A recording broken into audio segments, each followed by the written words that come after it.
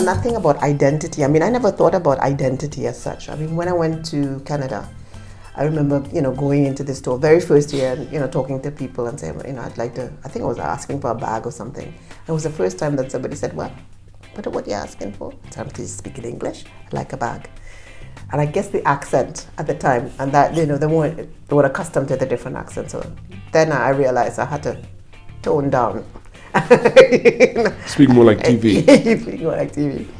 And then, okay, all right, so now I understand how I need to be, because for people to understand, I need to be a certain way.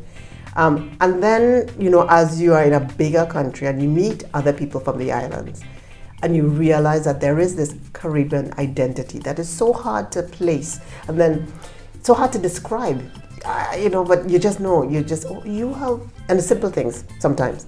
You have soup on Saturdays? Yeah, me too. I had soup on Saturdays growing up. Your mommy said this? Yes, my mommy said. And all of a sudden, it's like, yeah, it's like, okay, this is where, this is how, and when you hear it from Spanish-speaking Caribbean islands and French-speaking Caribbean islands, it's all kind of the same. It's like, okay, we have some kind of shared experience. I think they were the commerce was done between those islands. Yeah, and just physically, geographically distant, right? Yes. Really, I mean, unless you get in your boat or whatever. But that's what they had to do, yeah.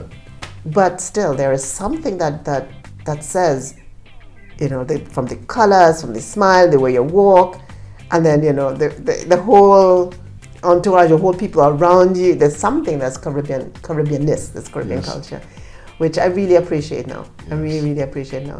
And I guess I brought that when we came to Japan. I brought both, the Caribbean and Canada. So I brought both of them. So that Caribbean and Canadian experience as well, brought to that. And then explaining to people, especially we were in Kagoshima. That's our first 5 years in Japan.